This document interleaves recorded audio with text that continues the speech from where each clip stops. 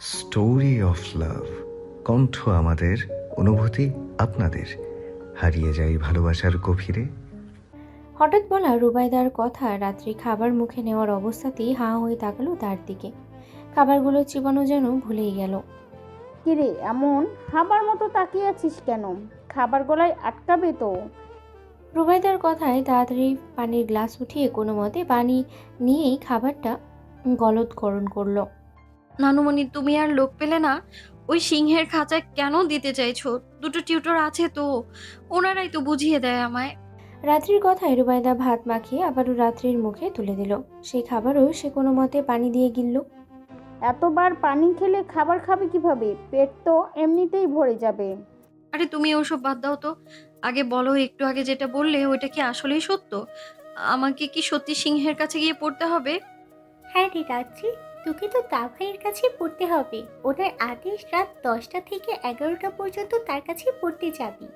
দি ভাই, তুমি কি জানো না এত রাতে মানুষ প্রাইভেট পড়ে না, বরং খেয়ে দিয়ে তখন ঘুম দেয়। আর তুমি তো জানোই ওই সময় আমি মোটেও পড়তে পারি না, তখন তো শুধু আমার ঘুম পায়। আমাকে এসব বলে লাভ নেই রাত্রি সোনা। ভাই যখন বলেছে তখন তো তোকে পড়তে যেতেই হবে। হুম, বললেই হলো। যাবো না আমি? দরকার হলে ঘরে গিয়ে কানে তুলো দিয়ে ছিটকিনি মেরে রাখবো, তবুও যাবো না। রাত্রির কথায় প্রত্যুষী মিটিমিটি হেসে নিজের খাওয়ার মনোযোগ দিল। রুবাইদা একই ফাঁকে রাত্রির খাবার খাওয়ানো শেষ করলো। হাত ধুয়ে রাত্রির মুখও ধুয়ে টিস্যু দিয়ে মুছে দিল। শোন, এইসব বাদরামি বাদ দিয়ে প্রহর যেভাবে বলেছে সেভাবেই আর সেই সময়ে পড়তে যাবি। ওর কথার অবাধ্য হলে পরে শাস্তি থেকে আমিও রক্ষা করতে পারবো না। রাত্রির গাল ফুলিয়ে বসে থাকলো কিছুক্ষণ। এখন বাজে প্রায় রাত 9:30। প্রহর এখনো বাড়িতে আসেনি। রাত্রি হঠাৎ এই কথা ভেবেই খুশি হয়ে গেল। প্রহর তো বেশিরভাগ সময়ই লেটে বাড়িতে ফেরে, আর লেটে ফিরে সেহেতু প্রহরের সময় মোতাবেক রাত্রিকে পড়াতেও পারবে না। ইয়েস, তার পরিকল্পনা অনুযায়ী তাড়াতাড়ি চেয়ার থেকে উঠে ভোঁদর মারল। এক দৌড়ে নিজের রুমে ঢুকে দরজা লক করে দিল। রুবাইদা আর প্রত্যুষী রাত্রির কাণ্ড দেখে অবাক হয়ে তাকিয়ে থাকলো উপরের দিকে। হঠাৎ কি হলো তা একটু পরেই বুঝতে পারলো। রাত্রি দিন দিন চঞ্চল হচ্ছে দাদিমা। মেয়েটার বাচ্চামো কিন্তু বাড়িটাও চাঞ্চল্য হয়ে উঠেছে। তা ঠিক বলেছিস, আমার বাড়িটা আবারও আগের মতো হাসি খুশিতে ভরে উঠেছে। এখন শুধু প্রহর দাদুভাই সব কিছু ঠিকঠাকভাবে মানলেই হলো। একটা জিনিস লক্ষ্য করেছো কি দাদিমা? ভাই কিন্তু রাত্রির প্রতি আস্তে আস্তে সতেজ হচ্ছে। সেটা ঠিক বলেছিস, কিন্তু তোর দাদু ভাইকে তো চিনিস। আপন মানুষের প্রতি সে ঠিক কতটা সেনসিটিভ আর ভয়ঙ্কর হয় জানিসই তো। উপরওয়ালার কাছে এটাই প্রার্থনা যে সব কিছুই যাতে ঠিক ঠিক হয়, রাত্রিকে যাতে নিজের স্ত্রী হিসাবে মেনে নেয়। নেবে দাদিমা, আমার বিশ্বাস ঠিক একদিন রাত্রিকে মেনে নেবে ভাই। সেদিন কিন্তু খুব বেশি দূরে নয়। তোমার বাড়িটা আবারও খুশিতে ভরে উঠবে দাদিমা। এই কথাটা মিলিয়ে নিও।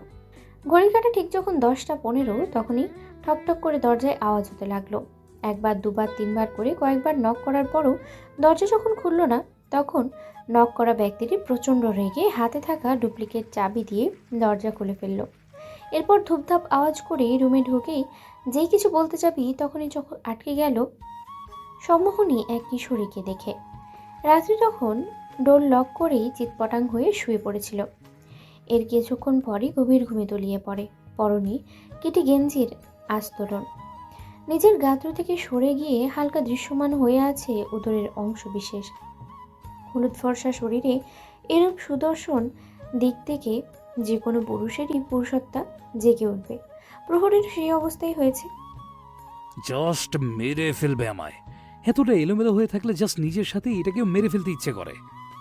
কথাটা বলেই প্রহর এগিয়ে গেল রাত্রির নিকট। পাশে থাকা বড় টেডিটা সে ভ্রু উঁচিয়ে দেখল। এমনভাবেই এটাকে জড়িয়ে রেখেছে, মনে হচ্ছে জামাইকে জড়িয়ে ধরে আছে। কোনো রিয়াকশন ছাড়াই টেডিটাকে রাত্রি থেকে ছাড়িয়ে নিয়ে দূরে ছুঁড়ে মারল। হঠাৎ এমন হওয়ায় রাত্রি হালকা বিরক্ত হলো বোধহয়। এক পাশ থেকে আরেক পাশ ফিরে গেল, তবে গভীর ঘুমটা তখনও ভাঙল না। প্রহর আশেপাশে নজর বুলিয়ে কিছু খুঁজল। টেবিলের দিকে তা পেয়েও গেল, বসা থেকে উঠে গেল। এরপর টেবিলের নিকট গিয়ে একটা মোটা বই আর খাতা কলম নিয়ে আবারও ফিরে আসলো রাত্রির নিকট। রাত্রিকে সোজা করিয়ে পেটের উপরে বইগুলো চেপে পাজাকোলা করে তুলে নিল। এরপর রুম থেকে বেরিয়ে নিজের রুমে প্রবেশ করলো। রাত্রিকে কোল থেকে নামিয়ে ফ্লোরে শুইয়ে বইগুলো নিয়ে একপাশে রাখলো। তারপর ছোট টেবিল থেকে এক গ্লাস পানি নিয়ে ছুঁড়ে মারল রাত্রির মুখ বরাবর। হঠাৎ এমন হওয়ায় রাত্রি তাড়াতাড়ি ধরফরিয়ে উঠল। মুখের পানি মুছেই, কে কে কোন জলহস্তি রে নানুমানি গো? তোমার বুড়িকে জলহস্তি পানি খাইয়ে ডুবিয়ে মারছে গো। Shut up! প্রহরের ধমকে রাত্রি নিজের ক্যাচাল রেখে চোখ বড় বড় করে সামনের দিকে তাকালো। হঠাৎ করে প্রহরকে সামনে দেখেই জলহস্তি কি আপনাকেও এটা করেছে? What nonsense! প্রহরের ধমকে রাত্রি নিজের সম্হিত ফিরল। আশেপাশে তাকিয়ে বোঝার চেষ্টা করলো সে এখন কোথায়। আমি ফ্লোরে কেন রাখি প্রিন্স? রাত্রির কথার কোনো উত্তর না দিয়ে পকেটে হাত ঢুকিয়ে টেবিলের সামনে গিয়ে বসলো। পাশে থাকা বইগুলো নিয়েই, 15 সেকেন্ডের মধ্যে আমার সামনে বসো। আপনার সামনে বসে কি করব? হাডুডু খেলবে? আমি তো হাডুডু খেলতে পারি না। স্টুপিড! মায়ের খেতে না ছেলে ফ্লোর থেকে উঠে চেয়ারে এসে বসো। চেয়ারে বসে কি করব? ওইখানে বসে কি হাডুডু খেলা যায়? রাত্রির অবাক মিশ্রিত কথা শুনে প্রহর দাঁতে দাঁত চাপলো। এমে আসলেই একটা মাথা মোটা, কম বয়সী হলে যা হয় আর কি। প্রহর রাগ নিয়ে চেয়ার ছেড়ে উঠে আসতে চাইলেই রাত্রি তাড়াতাড়ি করে বসা থেকে উঠে গেল।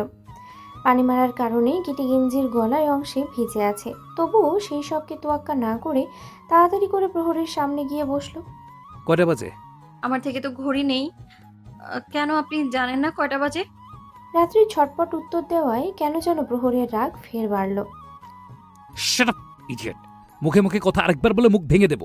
10:30 বাজে এখন। আমি কয়টা পড়তে আসতে বলেছিলাম? প্রহরের রাগী স্বরূপ কথায় রাত্রি ঠোঁট উল্টিয়ে নাক ফোলালো।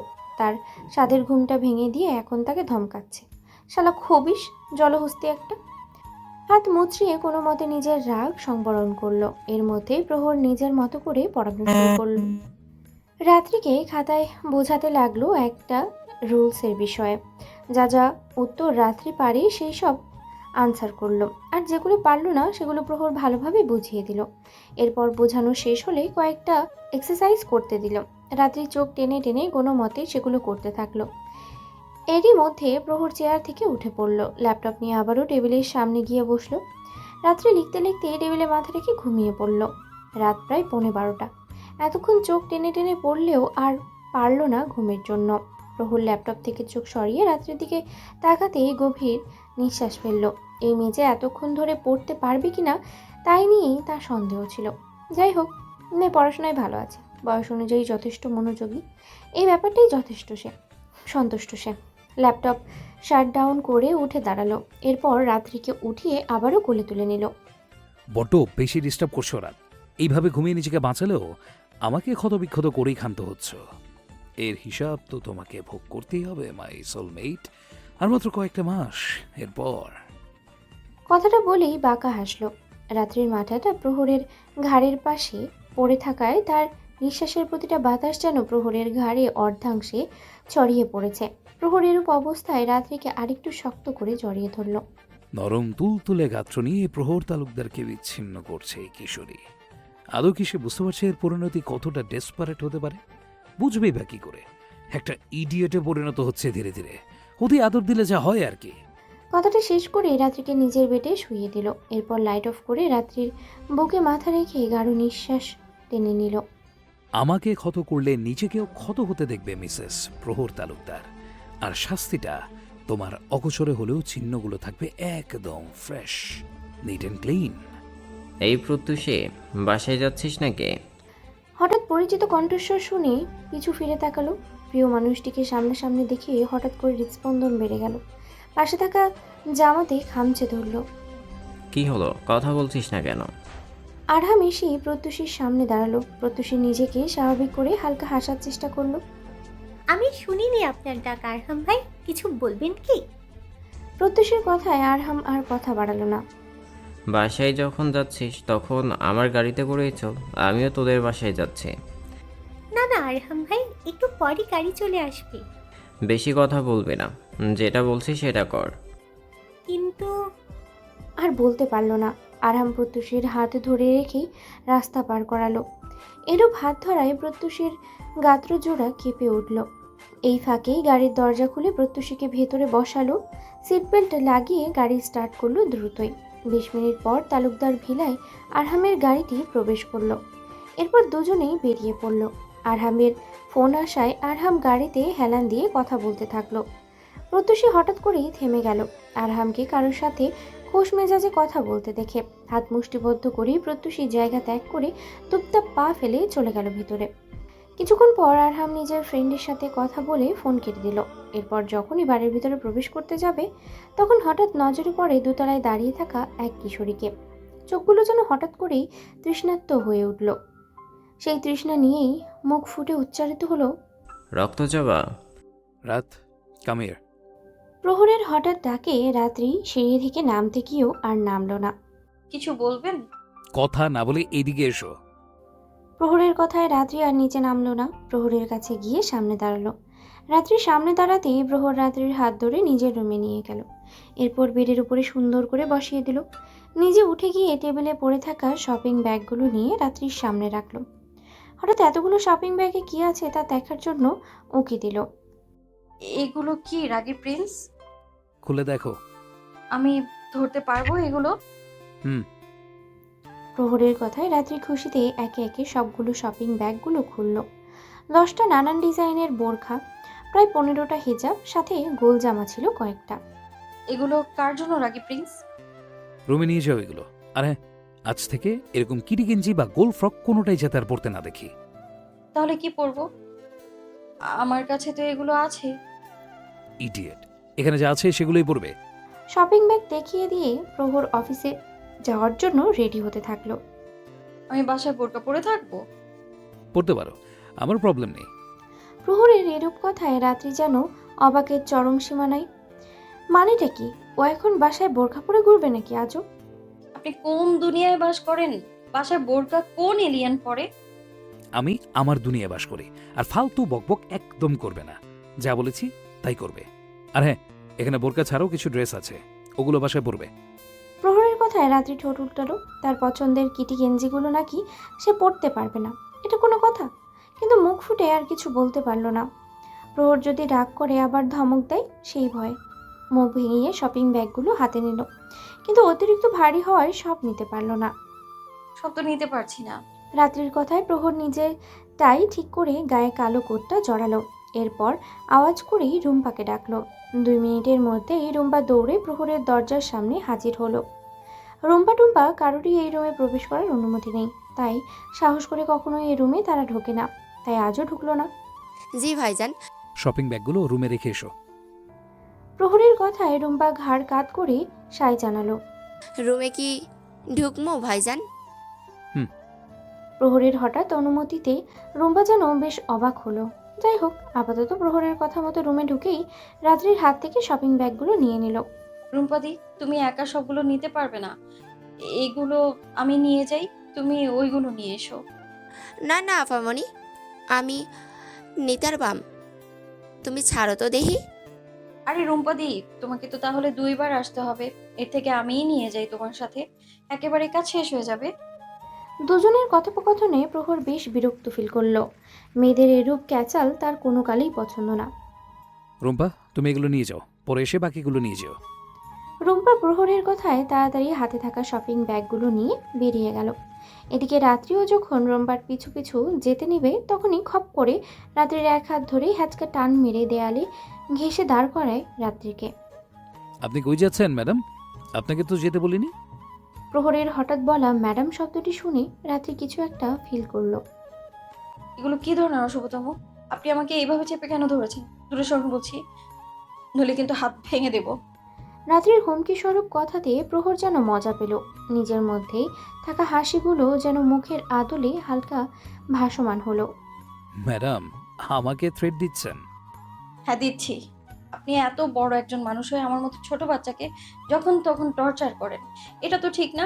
আমি কিন্তু নানিমণিকে বিচার দিয়ে দেব। টর্চারের মানে বুঝো তো মেয়ে? বুঝবো না কেন? টর্চার মানে অত্যাচার। আমি সব বুঝি, বুঝেছেন? রাত্রির বাচ্চা সুলভ কথা দিয়ে প্রহর যেন এক আলাদা শান্তি পেল। কেমন যেন হঠাৎ করেই সুখ সুখ অনুভূতি লাগলো। বুঝলাম। আপনি তাহলে সব জানতে হয়ে বসে আছেন। তবে তো সুবিধাই হলো আমার। অনিশ্চিত কাজগুলো তবে নিশ্চিন্তে করা যাবে দ্রুত। মানে? রাত্রির কথায় প্রহর ডান হাত দিয়ে রাত্রির বাম গালটা টেনে দিল। এরপর কপালে আসা চুলগুলো আস্তে করে গুজে দিল কানের পাশে। হঠাৎ করেই নিজের দূরত্ব বজায় রেখে রাত্রিকে ছেড়ে দিল। রুমে যাও। প্রহরের কথা শুনে রাত্রি সোজা হয়ে দাঁড়ালো। এই লোক কখন কি বলে কি করে কিছুই বুঝতে পারে না, তাই মুখের ভঙ্গিমা বিকৃতি করেই বেরাতে নিলে আবারও প্রহরের কথায় দাঁড়িয়ে পড়ে। রুমে গিয়ে এটা চেঞ্জ করে নেবে, দ্বিতীয়বার সাথে আর বলতে না হয়। দুপুরের দিকে সবাই খেতে বসেছে। এর মধ্যে আজ প্রহর অনুপস্থিত। জরুরি মিটিং থাকায় আসতে পারেনি সে। আরহাম আজ রাত্রির সামনাসামনি বসেছে। রাত্রিকে রুবাইয়েতা খাইয়ে দিচ্ছে। রাত্রি চোখ মুখ কুচকে পানি খাচ্ছে আর খাবার গিলছে। এরূপ দৃশ্য দেখে আরহাম মুচকি হাসল। প্রত্যুষী নিজের খাবার রেখে আরহামের দিকে কিছুক্ষণ পরপরই তাকাচ্ছে আর নিজের মধ্যেই হওয়া স্নিগ্ধ অনুভূতিগুলো অনুভব করার চেষ্টা করছে। শান্তশিষ্ট স্বভাবের মেয়েটা হঠাৎ করেই মাঝে মাঝে অশান্ত হয়ে উঠে পাশে থাকা পুরুষটির জন্য, কিন্তু অব্যক্ত কথাগুলো খুলে বলার সাহস সে কখনোই পায় না। আর খাবো না নানুমণি, দেখো পেট একদম ফুল। আর একটু খেলে কিন্তু আমার পেট ভীষণ রেগে যাবে, আর রেগে গেলে ঠুস করে ফেটে যাবে। তখন কিন্তু এই পেট আর ভাত খেতেই চাইবে না। রাত্রির কথা শুনে আরহাম অট্ট হাসিতে ফেটে পড়ল। হঠাৎ এরূপ হাসিতে রাত্রির সামনের দিকে তাকালো। তাকেই বুঝতে পারলো ভুল জায়গায় ভুল কথা বলে ফেলেছে। বেচারি তৎক্ষণাৎ লজ্জা পেল। মাথা নিচু করে গ্লাসে থাকা পানিতে চুমুক বসাতে থাকলো। ডার্লিং, তোমার বুড়ির কথাগুলো কিন্তু একদম ঠিক। তুমি ওকে যে পরিমাণে খাওয়াচ্ছ সেই পরিমাণে কিন্তু একটা 5 বছরের বাচ্চার ভাগেও কম পড়ে যাবে। আরহামের কথায় রুবাইদা রাত্রির দিকে চোখ গরম করে তাকালো। এই মেয়ে খাবার না খাওয়ার জন্য কত কত যে বাহানা দিবে তা ঠিক ভালো করেই জানে। প্লেটের খাবার 3 ভাগের মধ্যে 1 ভাগও শেষ হয়নি। আর মহারানী কি বলেছে দেখলি? তার নাকি পেট ফেটে যাবে আরেকটু খেলে। এসব করে কিন্তু শরীরের অবস্থা বেহাল করছে। কখন যে এই মেয়েকে আমি মাইর দেই তার ঠিক নেই। ফাজিল হচ্ছে দিন দিন। নানুমণি, আমি কিন্তু ফাজিল না, ফাজিল তো হয় ছেলেরা, মেয়েরা তো দুষ্টু হয়। রাত্রির কথা শুনে প্রত্যুষী রাত্রিকে এক হাত দিয়ে জড়িয়ে ধরল। এই যে আমার দুষ্টু ডল সোনা, তোর কথাগুলো কিউট হলেও তোর খাবারের দিকগুলো কিন্তু কিউট নয়। এরকম চলতে থাকলে তো তুই অসুস্থ হয়ে পড়বি। করবো না তো দি ভাই, আমার তো অভ্যেস আছে। রাত্রি এরূপ খাবার কেন খায় তা সম্পর্কে খুব ভালো করেই জানে প্রত্যুষী। চাচার বাড়িতে ঠিকমতো তাকে ভাত খাওয়া দেওয়া হতো না। যতটুকু দেওয়া হতো সে সেগুলো 2 বেলা ভাগ করে খেত, আর সেই ভাত বেশিরভাগ সময় পানি দিয়ে গিলত সে, যার জন্য পানিটা দিয়েই বেশিরভাগ সময় তার পেট ভরে যেত। দেখ রাত্রি, আমি অত সব বুঝি না, তুই কিন্তু পানি খাওয়াটা কমিয়ে ফেল। এরকম হতে থাকলে পরে সমস্যা হবে। আরে কিছু হবে না দি ভাই, দেখো বেশি বেশি পানি খেলে কিন্তু কিডনি ভালো থাকে। আর এই মহামূল্যবান বার্তাটা আপনাকে কে দিল মিস রাত্রি? আরাম কথাটা বলে ওঠে। আমাদের গ্রামে যে সুনীল কবিরাজ আছে না, আমার অসুখ হলে তো ওনাকেই দেখাতে যেতাম। এরপর উনিই ওষুধ দিতেন, সাথে এও বলতেন বেশি বেশি করে পানি খাবি রাত্রি, তাহলে কিন্তু তোর কিডনি লিভার সব ভালো থাকবে। এরপর থেকেই তো আমি বেশি বেশি পানি খাই সুনীল কবিরাজের কথা মতো। রাত্রির মিনমিন করা কথা শুনে আরহাম কিছুটা উদ্বিগ্ন হয়ে জানালো যে অল্প ভাতের সাথে এত পানি খেলে কিডনিতে তো চাপ প্রয়োগ করে, এরপর রক্ত সঞ্চারেও বাধা প্রদান করে। এতে শরীর মাঝে মাঝে ফুলে যায়, বমি বমি ভাব দেখায়। রোগগুলো দীর্ঘস্থায়ী হলে পরবর্তীতে বড় কিছু হয়ে যেতে পারে। তাহলে কি আমি মারা যাবো ডক্টর? রাত্রির বোকাসুলভ কথা শুনে আরহাম চোখ কুঞ্চিত করে তাকালো। আমি একবারও কি বলেছি আপনি মারা যাবেন? ওমা, আপনি না কিছুক্ষণ আগেই বললেন বড় ধরনের সমস্যা হতে পারে। আর বড় ধরনের সমস্যা তো এইটাই হয় সবার ক্ষেত্রে। এসব কথা বলতে নেই বুড়ি। শোন, এখন গিয়ে একটু ঘুম দে, বিকালে টিচার আসবে তো। আজকে কোনো ঘুম হবে না, আজ তো দিভাইয়ের সাথে ছক্কা খেলবো। দিভাই কিন্তু আমায় প্রমিস করেছিল। রাত্রির কথায় প্রত্যুষীও সায় জানালো। খাবার শেষ করে এই দুইজনই উঠে পড়ল। এরপর উপরে প্রত্যুষীর রুমে গিয়ে নিজেদের খেলা শুরু করে দিল। মিস রাত্রি কে ডার্লিং? আরামের হঠাৎ প্রশ্নে রুবাইদা গম্ভীর নিঃশ্বাস ফেলেই পাশে থাকা পানের বাটা থেকে বানানো পান নিয়ে মুখে দিল। মাঝে মাঝে নিজের পছন্দের জিনিসটি সেবন করেন তিনি। প্রহর এইসব দেখতে পারে না বিধায় রুবাইদা লুকিয়ে লুকিয়ে হলেও পান খায় তিনি। আমার রক্তের অংশ সে। রুবাইদার এরূপ কথায় বুঝল না আরহাম। রক্তের অংশ মানে? আমার পিয়াসের একমাত্র মেয়ে রাত্রি। রুবাইদার কথা শুনে আরহাম অবাক হলো ভীষণ। তার জানা মতে পিয়াসার সাথে এই বাড়ির কোনো যোগাযোগ নেই। প্রহরী এই বিষয়ে নিষেধাজ্ঞা জারি করে রেখেছে। তাহলে সেই পিয়াসার মেয়েকেই কেনই বা এই তালুকদার ভিলায় আনলো? প্রহর জানায় সব? সেই তো আমার বুড়িকে খুঁজে এনে দিল। এরপর একে একে সব খুলে বলল, তবে লুকায়িত রাখলো তাদের বিয়ের বিষয়টি নিয়ে। সব শুনে তার থেকে খারাপ লাগলেও একদিকে ভালোই লেগেছে। প্রহরের বোন হয় যেহেতু রাত্রি, তবে তো রাত্রিকে আপন করে নেওয়াটা তেমন একটা কঠিন ব্যাপার হবে না। আরহাব আরও কিছুক্ষণ কথাবার্তা বলে রুবাইদার রুম থেকে বেরিয়ে পড়ল। এরপর নিজের রুমে যেতে যেতেই, রক্তজবা, তোমার ভারাক্রান্ত দিকগুলো সামলাতে না পারলেও অসীম এক সুখের সাগরে ভাসতে পারবো। তুমি শুধু একটা সুযোগ দিও, আমি সেই সুযোগে তোমার পদচারণের সুখের হাতছানির চাবিটি দিয়ে দেব। না হয় গড়ে নিব এক অসীম প্রেম কাহিনীর ইতিহাস, যেখানে থাকবে শুধু আপনিময় তুমিটা। রক্তজবা। রাত, কাল থেকে কলেজে যাবে। হঠাৎ করে প্রহরের কথায় সবাই ভীষণ অবাক হলো। ড্রয়িং রুমে আপাতত রুবাইদা, প্রত্যুষী আর রাত্রি, রুম্পা আর টুম্পা উপস্থিত। দুপুরের খাবার খেয়েই তারা সবাই মিলে গল্প মজেছে। আজ প্রহর অফিসে যায়নি, কি নাকি জরুরি কাজ আছে, যার জন্য বাসাতেই আজ সারাদিন আছে। তবে প্রহর বাসায় থাকলেও রাত্রি আজ আর শান্তিতে ছিল না। একটু পর পর প্রহরের রুমে দৌড়াতে হয়েছে। প্রহরের ফরমাইশ করতে করতে মেয়েটার অবস্থা আজ বেহাল।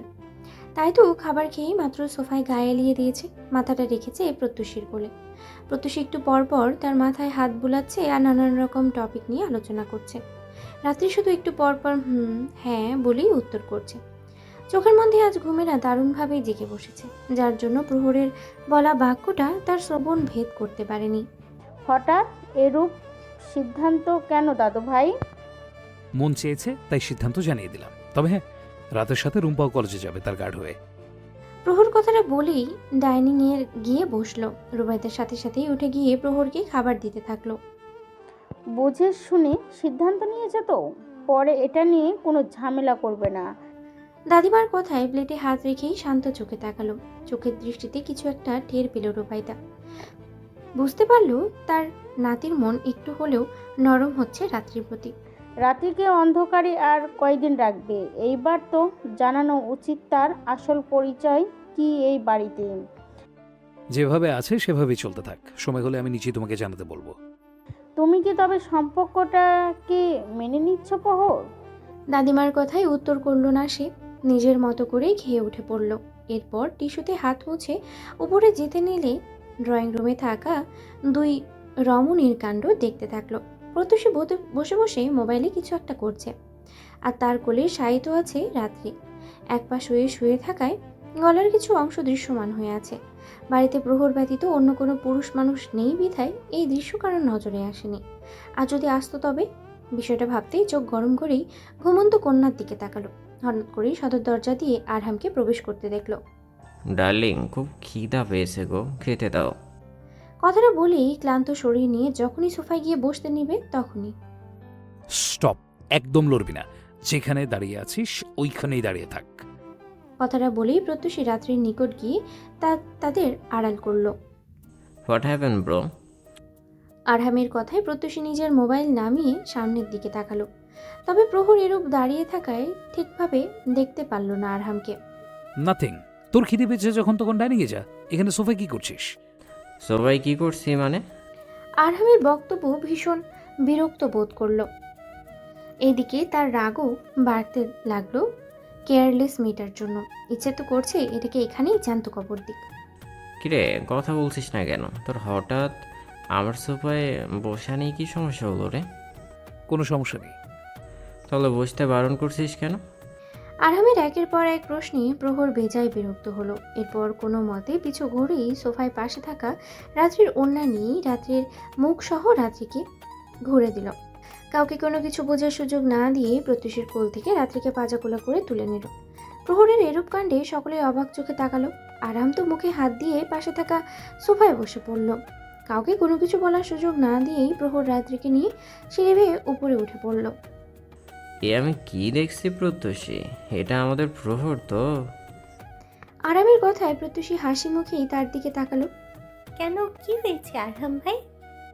তোর ভাইয়ের কোলে কোনো মেয়ে, এটা তো ভাবতেই আমার গা শিউরে উঠছে। আমার ভাইয়ের তেল নরম হচ্ছে ধীরে ধীরে। যাই বলিস, কিন্তু মেয়েটা কে রে? তোর ভাই তো যাকে তাকে কোলে তুলবে না। এক মিনিট, প্রহরের গার্লফ্রেন্ড নাকি? ও আমাকে না জানিয়ে গার্লফ্রেন্ড বানিয়ে ফেললো। আরে না, গার্লফ্রেন্ড কেন হবে? ও তো আমাদের রাত্রি। প্রত্যুষীর মুখে এরূপ কথা শুনে আরহাম নিজের হাস্যোজ্জ্বল চেহারাটা মুহূর্তেই কালো হয়ে ফেলল। প্রহর তার রক্ত জবাকে তার সামনেই কোলে করে নিয়ে গেল, আর সে বুঝতেও পারল না।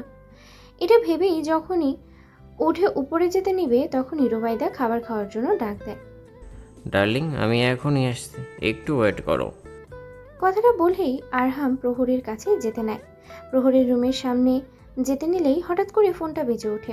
তৎক্ষণাৎ চিন্তিত বদনে কলটা রিসিভ করেই বুঝতে পারে হসপিটাল থেকে কল এসেছে, এমার্জেন্সিতে তাকে যেতে হবে। ফোনটা রেখেই যখন প্রহরের রুমে টোকা মারতে যাবে তখন আবারও ফোন বেজে ওঠে। বুঝতে পারে তাকে এখনই বের হতে হবে। সেই অবস্থাতেই পিছু ফিরে আবারও সিঁড়ি বেয়ে নিচে নেমে সদর দরজার দিকে যেতে নিলেই, আরহাম ভাই, কই যাচ্ছেন আপনি? দাদিমা খাবার দিয়েছে তো। আমাকে ইমার্জেন্সি হসপিটালে যেতে হবে রে। সে কি রে, শোন, অল্প হলেও দুইটা মুখে দিয়ে যা, খিদে পেটে যেতে নেই। ডার্লিং, আমি ক্যান্টিনে কিছু খেয়ে নেব, টেনশন করো না। কথাটা বলেই বেরিয়ে পড়লো তাড়াতাড়ি করে। এদিকে রুবাইদা আরহামের কাজে কষ্ট দুঃখ কিছুই পায়নি, কারণ ডক্টর মানুষদের কাজই হচ্ছে নিজের জীবনের খেয়াল না রেখে পেশেন্টদের ঠিকঠাকভাবে ট্রিটমেন্ট করা। এসব ভাবতে ভাবতে রুবাইদা নিজের রুমে চলে গেল। রুম্বাকে বলল খাবারগুলো গুছিয়ে রাখতে। এদিকে প্রত্যুষীও নিজের ভারাক্রান্ত মন নিয়ে নিজের রুমে চলে গেল। পছন্দের পুরুষটি যখন সামনে থাকে তখন তার দিন দরিয়ার খবর থাকে না। এই যে কেমন মনমরা হয়ে সদর দরজার দিকে তাকিয়েছিল কিয়ৎক্ষণ। মন বলছিল পুরুষটি আবারও আসবে চোখের সামনে, কিন্তু আসলো না। এদিকে চিন্তিতও ছিল বেশ, কারণ তার ব্যক্তিগত পুরুষটি যে না খেয়ে আছে এখনো পর্যন্ত। গোধূলি লগ্নের একটু পরের মুহূর্তেই রাত্রির ঘুমটা হালকা হলো। চোখ পিটপিট করে এদিকে ওদিকে হয়েই নিজের শরীরের আলসি ভাঙার চেষ্টা চালিয়ে যাচ্ছিল। হঠাৎ করেই বেডের চারিদিকে অপরিচিত ঠেকলো তার নিকটে। মস্তিষ্ক সজাগ হতেই ধরফড়িয়ে উঠে বসলো। চারিদিক তাকিয়ে বুঝতে পারলো এটা প্রহরের রুম, কিন্তু তার মাথায় আসছে না সে কখন এই রুমে প্রবেশ করলো। তার যদ্দূর মনে আছে সে তো প্রত্যুষীর সাথে ছিল, তাহলে সেখান থেকে এখানে কিভাবে আসলো? ম্যাডামের ঘুম ভাঙলো তবে? হঠাৎ প্রহরের কথায় হকচকিয়ে গেল সে। আওয়াজের উৎস খুঁজতে সোফার দিকে তাকিয়ে দেখলো প্রহর সেখানেই পা তুলে রাজকীয় ভঙ্গিতে বসে তার দিকে তাকিয়ে আছে। হাতে হয়তো কোনো অফিসের ফাইল। আমি এখানে কেন? সেটা তো আপনি জানেন। মানে? রাত্রির কথায় হাতের ফাইলটিকে রেখে উঠে দাঁড়ালো। এরপর বেডের সামনে এসে রাত্রির একদম কাছে চলে আসলো। এরূপ কাছে আসাতে রাত্রি খানিকটা পিছিয়ে গেল বসা অবস্থাতেই। এত মানে করেন কেন ম্যাডাম? আমার তো চিন্তা হচ্ছে আপনার জন্য। চিন্তা কেন হচ্ছে? আপনি তো আমার বউয়ের হক মেরে বসে আছেন। হক মেরে বসে আছি মানে কি? এই যে আমার বউয়ের জায়গায় শুয়েছিলেন বলে ভুল হবে, একদম ক্রিকেট খেলে পুরো বেডের অবস্থা নাজেহাল করেই ছাড়লেন। প্রহরের কথায় রাত্রি পিছু ফিরে বেডের দিকে তাকালো। পুরো বেডের চাদর কুঁচকে আছে দেখে সে চোখ মুখ কুঁচকে ফেললো। এসব আমি করিনি। হ্যাঁ, সেইটাই তো। আপনি কেন করতে যাবেন? এসব তো আপনার রূপ ধরে পেতনি এসে করে গেছে, তাই না? একদম ঠিক বলেছেন, এসব পেতনি এসে করেছে। আমি তো নিষ্পাপ, আমি এসব করিনি। কিন্তু রাত্রির ইনোসেন্ট মার্কের কথা শুনে প্রহর শান্ত দৃষ্টিতে তাকিয়ে রাত্রির আরেকটু কাছে গেল। রাত্রির গাত্র থেকে চন্দন মিশ্রিত সুবাস নাসারন্ধ্রে যেতেই এক হাত দিয়ে তাকে একটু কাছে নিয়ে আসলো। আপনি প্রতিদিন গোসল করেন না? শরীর থেকে বাজে স্মেল আসছে কেন? প্রহরের কথায় রাত্রি তৎক্ষণাৎ ছিটকে পড়ল।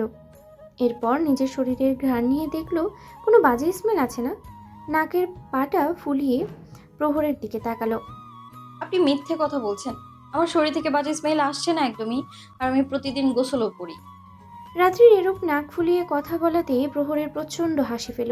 তবে নিজের গম্ভীর দিকটা বজায় রেখেই রাত্রির হাত ধরে টান মেরে আরেকটু কাছে আনলো। আমি মিথ্যুক নই, বরং আপনি যে গোসল করেন না সেটারই প্রমাণ নিচ্ছি। আপনি আমার হাত ধরে টানটানি কেন করছেন? তাহলে কি ধরে টানাটানি করবো ম্যাডাম? প্রহরের একের পর এক কথায় রাত্রি ভীষণ বিরক্ত হলো। এ লোক তো আচ্ছা এক ধরিবাজ লোক, কথার মধ্যেই তাকে কিভাবে হেনস্থা করছে। একবার বলছে বাজে স্মেল আসছে, আরেকবার বলছে গোসল করে না সে, আবার এখন বলছে কি নিয়ে টানাটানি করবে। কান তার মুহূর্তে গরম হয়ে উঠল, মুখ দিয়ে উচ্চারিতও হলো অসভ্য। আর এই উচ্চারিত শব্দ প্রহরের কানে যেতেই মুহূর্তের বাঁকা হেসে রাত্রির কানে কানে শয়তানি কণ্ঠে